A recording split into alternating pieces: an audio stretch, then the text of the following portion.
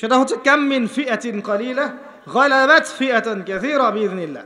আল্লাহ পাক বলেছেন কত ছোট ছোট সম্প্রদায় ছিল যারা বড় বড় কওমের উপর বিজয় লাভ করেছে। আগামীতে যখন ইসলামের বিজয় হবে সারা বিশ্বব্যাপী, তখন দেখবেন মুসলিমদের সংখ্যা খুব কম থাকবে। আল্লাহ পাক সব গরু ছাগলগুলোকে শেষ করে ফেলবেন। কিভাবে? এই যে মহামারী দিয়ে শেষ করতে পারেন, অথবা দেখবেন এই যে জালেমের শাসন দিয়ে শেষ করতে পারেন, দেখবেন মুসলিমদের মধ্যে ক্রন্দন লাগিয়ে শেষ করতে পারেন, বা যখন আল্লাহ এবং তার রাসূলকে ভুলে যাবে বহিঃশত্রুদেরকে চাপিয়ে দিয়ে আল্লাহ পাক শেষ করে দিতে পারেন। আল কোরআনের আলো ঘরে ঘরে জ্বালতে হবে, শুধু স্লোগান দিয়ে নয়, চর্চার মাধ্যমে। কোরআনের আলো ঘরে ঘরে এমনি এমনি জ্বলবে না, প্রত্যেক ঘরে ঘরে আগে কোরআনওয়ালা মানুষ তৈরি করেন। এটা খুব কমন একটা প্রশ্ন। যুলকারনাইন আলাইহিস সালামের ঘটনা সূরা কাহফে আছে, খুব কমন প্রশ্ন, সবাই মোটামুটি জানে যারা একবার কোরআন ঘাটাঘাটি করে দেখেছে। কিন্তু আমাদের বেশিরভাগ মানুষ দেখবেন বলতে পারবে না। তাহলে কোরআনের আলো কি ঘরে ঘরে জ্বলেছে? স্লোগান দিয়ে জ্বলবে? স্লোগান দিয়ে জ্বললে নবী সাল্লাল্লাহু আলাইহি ওয়াসাল্লামকে এত মার খেতে হতো না। তার সাথে জিবরাইল আলাইহিস সালাম ছিলেন। তিনি যদি বলতেন যে মক্কার আবু জেহেল, আবু লাহাব, উতবা, সাহেবাকে একটা পাখার ঝটকা দিয়ে উড়িয়ে দেন, দিয়ে মক্কায় আমাদেরকে খেলাফত দিয়ে দেন, সম্ভব ছিল। তায়েববাসীকে দুইটা পাহাড়ে পিষে ফেলা পসিবল ছিল। তারপরে নবী সাল্লাল্লাহু আলাইহি ওয়াসাল্লামকে 3 বছর গোপন দাওয়াত দিতে হয়েছে, মানুষের গালমন্দ খেতে হয়েছে, মানুষ হত্যা করার চেষ্টা করেছে, দেশ থেকে চলে যেতে হয়েছে, তায়েববাসীর নির্যাতন সহ্য করতে হয়েছে, বদর, উহুদ, খন্দক, খায়বারের যুদ্ধ করে মক্কা বিজয় করতে হয়েছে। এমনি এমনি হয়েছে? খালি স্লোগান দিয়ে আইওয়াস শোডাউন করে কাজ হবে? কোরআনের আলো ঘরে ঘরে জ্বলবে তখনই যখন প্রত্যেক ঘরে কোরআনওয়ালা মানুষ তৈরি হবে ইনশাআল্লাহ। আল্লাহ পাক বলেছেন ইয়া আইয়ুহাল্লাযীনা আমানু, হে মুমিনগণ, আলাইকুম আনফুসাকুম, তোমরা নিজেরা তোমাদের নিজেদের নফস ঠিক করো, নিজেরা নিজেদের নফসটা ঠিক করো।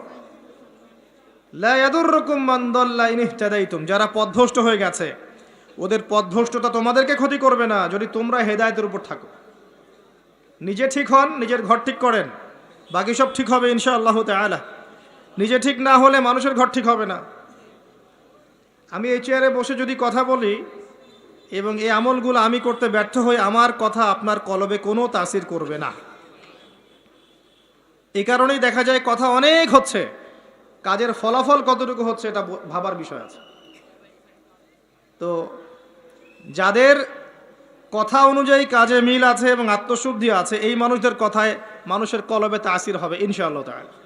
আমরা দোয়া করে আল্লাহ পাক এমন মানুষকে বেশি বেশি এই সব জায়গায় নিয়ে আসুন যাদের মধ্য দিয়ে সমাজ সংস্কার হবে এবং যারা নিজেরাও আত্মশুদ্ধি অর্জন করতে পারবে ইনশাআল্লাহ। কোরআনের আলো ঘরে ঘরে জ্বলবে ইনশাআল্লাহ যদি আপনারা প্রত্যেক ঘরে ঘরে কোরআনওয়ালা মানুষ তৈরি করেন। একটা সন্তানকে হাফেজ বানাতে পারবেন না? একটা মেয়েকে হাফেজা বানানো যায় না? বাসায় একজন সন্তানকে আলেম বানানো যায় না? আমরা কি এই পৃথিবীতে এসেছি খালি খাওয়া, ভোগবিলাস, পাশবিক জীবনযাপন করতে, নাকি আমাদের একটা জীবনের উদ্দেশ্য আছে? আমাদের মুসলিমদের জীবনের উদ্দেশ্য কি বলেন তো? আমাদের জীবনের উদ্দেশ্য কি? জান্নাত। মাশাআল্লাহ, সূরা আলে ইমরান 185 নম্বর আয়াত পড়ে দেখেন। আল্লাহ পাক বলেছেন কুল্লু নাফসিন যায়িকাতুল মাউত, প্রত্যেকটা নফস মৃত্যুর স্বাদ গ্রহণ করবে।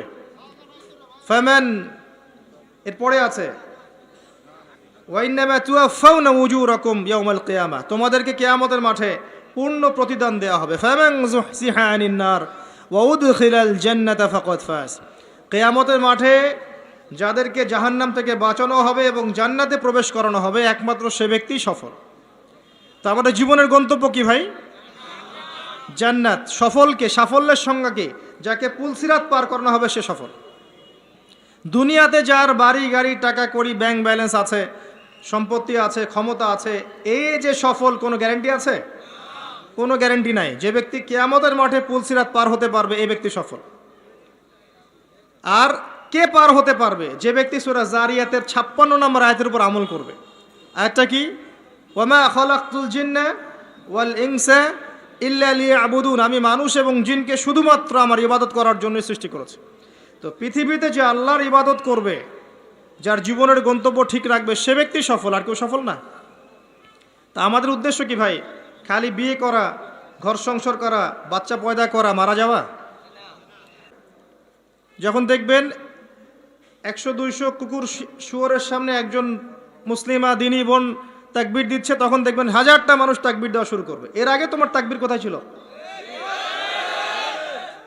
এতদিন তো পশুর মতো জীবনযাপন করেছে। এখন একটা মেয়েকে আল্লাহ পাক জজবা দিয়েছেন, এখন দেখবেন যে কোনোদিন নামাজও পড়ে নাই, সেও আল্লাহু আকবার লিখে ফেসবুকে স্ট্যাটাস দিচ্ছে। তোমার আল্লাহু আকবারের কিছু যায় আসে না। আল্লাহু আকবার দেওয়ার মানুষ আল্লাহ পাক তৈরি করবেন ইনশাআল্লাহ। আর আল্লাহ পাকের গরু ছাগলের প্রয়োজন নাই, আনআমের প্রয়োজন নাই। লাহুম কুলুবুন লা ইয়াফকাহুনা বিহা, আছে না? ওয়া লাহুম আযানুন লা ইয়াসমাউনা বিহা ওয়া লাহুম আ'য়ুনুন লা ইউবসিরুনা বিহা উলাইকা কাল আনআম। এই আনআমদের আল্লাহর কোনো প্রয়োজন নাই। আল্লাহ পাক তার দিনকে বিজয় করার জন্য আল্লাহর মুখলেস বান্দা তৈরি করবেন ইনশাআল্লাহ। একজন সরে যাবে 10 জন আসবে, 10 জন সরে যাবে 100 জন আসবে। ছেলে থাকবে না, মেয়ে আসবে। এই প্রজন্ম থাকবে না, নতুন প্রজন্ম আসবে। আল্লাহ পাক এই দিনটাকে প্রতিষ্ঠা করবেনই ইনশাআল্লাহ। এই বিষয়ে কোনো সন্দেহ নাই, সন্দেহের কোনো অবকাশই নাই। যদি আমরা দায়িত্ব পালন না করি, ইয়াস্তাবদিল কওমান গায়রাকুম, অন্য কওমকে আল্লাহ পাক স্থলাভিষিক্ত করবেন। সুম্মা লা ইয়াকুনু আমসালাকুম, তারা তোমাদের মতো অপদার্থ হবে না। আল্লাহর কিচ্ছু যায় আসে না আপনাকে আমাকে, জানেন? এই যে আমরা বেঁচে আছি, দুনিয়ার বোঝা হয়ে বেঁচে আছি। আমরা পৃথিবীর বোঝা, এই উম্মতের বোঝা, আবর্জনা। আমরা প্রত্যেকেই, আমি নিজেকেও বলছি, আমরা উম্মার আবর্জনা। আমরা যদি উম্মার কিছু হতাম, আমাদের দ্বারা উম্মা বিজয় লাভ করত। আমাদের টার্গেট এখন একটা, দুনিয়া। আমাদের টার্গেট দুনিয়া, ভোগবিলাস, খাওয়া দাওয়া, ব্যাংক ব্যালেন্স, টাকা পয়সা, বাড়ি গাড়ি, স্ত্রী সন্তান, এতটুকু। মাঝে মাঝে আমরা জুমার নামাজে আসি, ঈদের নামাজ পড়ি, রমজান মাসে রোজা না রাখলেও তারাবিতে আসি, যাকাত দেই কি না দেই, সদকা একটু করি, বছর বছর হজ উমরা করি, টুপি লাগাই, দাড়ি লাগাই, ব্যাস ভোটের সিজন আসলে আবার ওইটা দিয়ে ভোট চাই। এই হলো আমাদের চরিত্র। এখন আমাদের আল্লাহর কোনো প্রয়োজন নাই। আল্লাহ পাক বলেছেন, ইন তানসুরুল্লাহ ইয়ানসুরকুম, তোমরা যদি আল্লাহকে সাহায্য করো তখন আল্লাহ তোমাদেরকে সাহায্য করবেন। ইন্নাল্লাহা লা ইউগাইয়িরু মা বিকওমিন হাত্তা ইউগাইয়িরু মা বিআনফুসিহিম, কোন কওমের অবস্থা আল্লাহ পাক ততক্ষণ ঠিক করেন না যতক্ষণ ওই কওম তাদের অবস্থা সংশোধন করছে না। আলাইকুম আনফুসাকুম, নিজের নফস ঠিক করো, নিজে ঠিক হও। বেসিক জিনিস ঠিক নাই তো আমাদের। বড় বড় চিন্তা করছেন, বেসিকটা ঠিক নাই তো।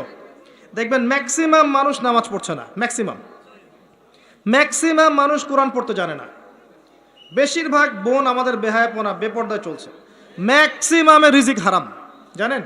ম্যাক্সিমাম রিজিক হারাম, সুদ আর ঘুষ আর জেনার, এই যে দুর্নীতি, করাপশন দিয়ে ভর্তি। আল্লাহর ওয়াস্তে সত্য কথা বলতে শেখেন, নিজের নফসের সাথে সত্য বলেন যে আসলেই আমার রিজিকটা কতটুকু হালাল। সুদবিহীন মানুষ খুঁজে পাওয়া দুষ্কর। এখন সুদ খায় না, বা সুদ দেয় না, বা সুদের সাক্ষী থাকে না, বা লিখে রাখে না, বা লোন নেয়নি, এরকম মানুষের সংখ্যা খুব কম। 2-1টা হাতে গোনা পাবেন কিনা আল্লাহ ভালো জানে। একটা গ্রামে যাবেন, প্রত্যন্ত গ্রাম, সেখানে দেখবেন 10টা সুদী এনজিও ভরে আছে। রিজিক আমাদের হারাম। ম্যাক্সিমাম পরিবারকে গিয়ে দেখেন, পরিবারের মধ্যে পর্দা থাকবে না। ম্যাক্সিমাম পরিবার দেখেন বস্তুবাদী, খালি দুনিয়ার পিছনে ছুটছে। সাংস্কৃতিক অঙ্গনে গিয়ে দেখেন, অপসংস্কৃতিতে ভর্তি হয়ে গেছে। যুবকদের দিকে তাকায় দেখেন, ম্যাক্সিমাম মেজরিটি সংখ্যক মাদকের সাথে সম্পৃক্ত। আপনি দেখবেন হয় মাদক, নাহলে গার্লফ্রেন্ড, নাহলে অহেতুক গেমস অ্যান্ড স্পোর্টস, নাহলে দেখবেন আপনি মুভিজ দেখছে, পর্নোগ্রাফি দেখছে, অহেতুক আড্ডাবাজি করে, গুন্ডা মাস্তানি করে সময় নষ্ট করছে। কোনো জীবনের কোনো উদ্দেশ্যই নাই। মানে জীবনযাপন এমনভাবে করছে মানে ও কখনো মরবেই না। মানে ও পরকালের ফিকির তো দূরের কথা, নামাজে ডাকবেন বলবেন প্যান নষ্ট, আমি যাইতে পারি না।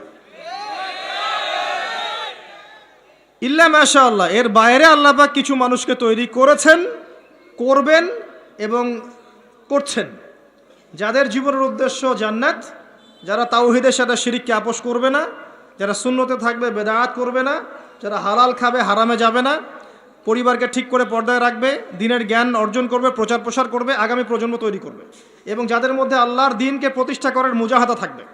এমন মানুষ আছে, ছিল, ভবিষ্যতে আসবে। তাদের সংখ্যা নিতান্তই কম হবে, কিন্তু তাদের জন্য একটা সুসংবাদ আছে। সেটা হচ্ছে কাম মিন ফিআতিন কালিলা গালাবাত ফিআতান কাসীরা বিইذنিল্লাহ। আল্লাহ পাক বলেছেন, কত ছোট ছোট সম্প্রদায় ছিল যারা বড় বড় কওমের উপর বিজয় লাভ করেছে। আগামীতে যখন ইসলামের বিজয় হবে সারা বিশ্বব্যাপী, তখন দেখবেন মুসলিমদের সংখ্যা খুব কম থাকবে। আল্লাহ পাক সব গরু ছাগলগুলোকে শেষ করে ফেলবেন। কিভাবে? এই যে মহামারী দিয়ে শেষ করতে পারেন, অথবা দেখবেন এই যে জালেমের শাসন দিয়ে শেষ করতে পারেন, দেখবেন মুসলিমদের মধ্যে ক্রন্দন লাগিয়ে শেষ করতে পারেন, বা যখন আল্লাহ এবং তার রাসূলকে ভুলে যাবে বহিঃশত্রুদেরকে চাপিয়ে দিয়ে আল্লাহ পাক শেষ করে দিতে পারেন। আল্লাহর কোনো প্রয়োজন নাই গরু ছাগলের। এবং এখন আমি নিজে এবং আমরা অনেকেই এই গরু ছাগলের মতো জীবনযাপন করছি। আল্লাহ পাক আমাদেরকে বোঝার তৌফিক দান করুন। উদ্দেশ্য থাকতে হবে যে আমার জীবনের উদ্দেশ্য দিন শেখা, বোঝা, প্রচার প্রসার করা, প্রতিষ্ঠায় চেষ্টা করা। তখন গিয়ে আপনি পুরো জীবনের নেকি পাবেন। জীবনে তাওহীদ থাকতে হবে, সুন্নত থাকতে হবে, তখন পুরো জীবনের প্রতিটা কাজ ইবাদত হবে। তার আগে নয়। প্রতিটা কাজ করতে হবে আল্লাহর সন্তুষ্টির জন্যে, তার রাসূলের তরিকায়, এবং আপনার এই আমলগুলো কবুল হবে তখনই যখন রিজিকটা হালাল হবে। অহেতুক শুধুমাত্র প্রোটেস্ট্যান্ট ভার্সনে ইসলাম পালন করে খুব একটা ফায়দা নাই। সুবিধা যতটুকু সুবিধা পালন করলাম, যখন সুবিধা নাই পালন করলাম না। যেটা করলে কোনো সমস্যা নাই করলাম, খাওয়ার পরে মিষ্টি খাইলে কোনো প্রবলেম নাই খাচ্ছি, মধু খাচ্ছি, ঠিক আছে। কিন্তু এমন কিছু কথা বললে সমস্যা বলবো না, কাজ করলে সমস্যা করব না, ঠিক আছে। আপনি দেখবেন নামাজে পাক্কা মুসল্লি, কপালে সেজদার দাগ আছে, অর্থনৈতিক জীবনে পাক্কা সুদখোর, কারণ সুদ ছাড়লে চাকরি থাকে না। বাস্তবতা এমন ভাই, বাস্তবতা খুব কঠিন এবং বাস্তবতা খুবই খারাপ। বাস্তবতা হচ্ছে আমাদের নৈতিক অবস্থা এখন খুব খারাপ। এই জন্য প্রাইমারি লেভেলের কাজগুলো বেশি বেশি করা দরকার এখন।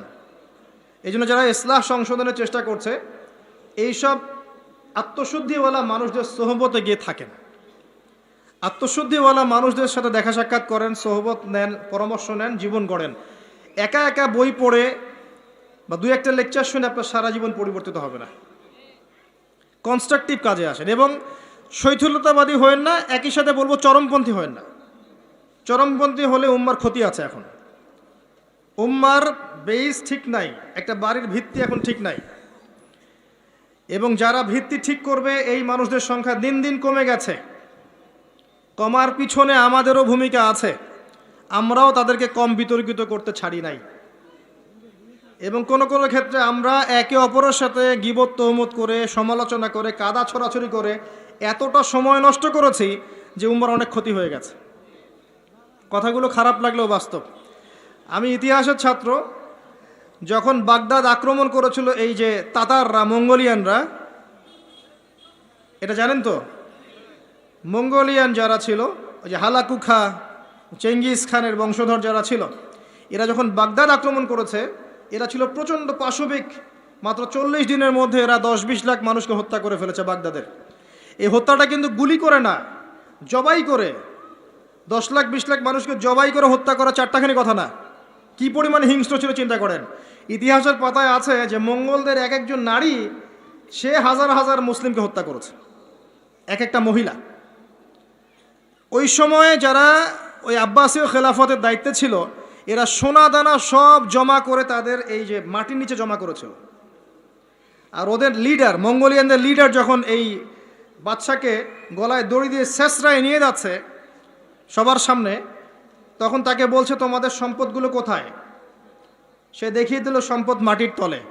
তখন সে ওই যে হালাকু খার যে বংশধর লিডার, সে সোনাদানাগুলো বের করে এই বাদশার মুখের মধ্যে ঠোসানো শুরু করল। খা, খিদা লেগেছে, পানির পিপাসা লেগেছে, তখন তাকে সোনা খাওয়াচ্ছে, রূপা খাওয়াচ্ছে, খা। তো সে বলছে আমি কি খাবো, সোনা রূপা তো খাওয়ার জিনিস নয়। তখন ওই মঙ্গল কমান্ডার বলছে এই সোনাদানাগুলো জমায় না রেখে যদি জনগণের কল্যাণে ব্যয় করতে, এই জনগণ তোমাকে আজকে বাঁচাতে আসতো। ওরা বুঝতে পেরেছিল। কথা বুঝতে পারছেন? যে পয়েন্টে কথা বলতে যাচ্ছি সেটা হচ্ছে ওই সময়ও কিছু কিছু মুসলিম যখন তারা আক্রমণ করেছে, তখন কিছু কিছু মুসলিম আপসে বাহাস করছিল, বাহাস, একে অপরের সমালোচনা, ডিবেট, যেটা আমরা এখন বেশি করতে চাই, যে কাকড়ার গোশত খাওয়া হালাল না হারাম, এইটা নিয়ে তারা বাহাসে পড়েছিল। চিংড়ি খাওয়া হালাল না হারাম, এটা নিয়ে বাহাসে ছিল। ওই সময় কোনটা বেশি গুরুত্বপূর্ণ ছিল, এই বাহাসটা না ওদেরকে প্রতিহত করা? এটা বোঝার জন্য আপনার ডক্টরেট ডিগ্রি নেওয়ার দরকার আছে? মাদ্রাসা ফারে ঘর দরকার আছে? Common sense. এখন পর্যন্ত বিশ্বে আমরা এই কাজটাই করছি।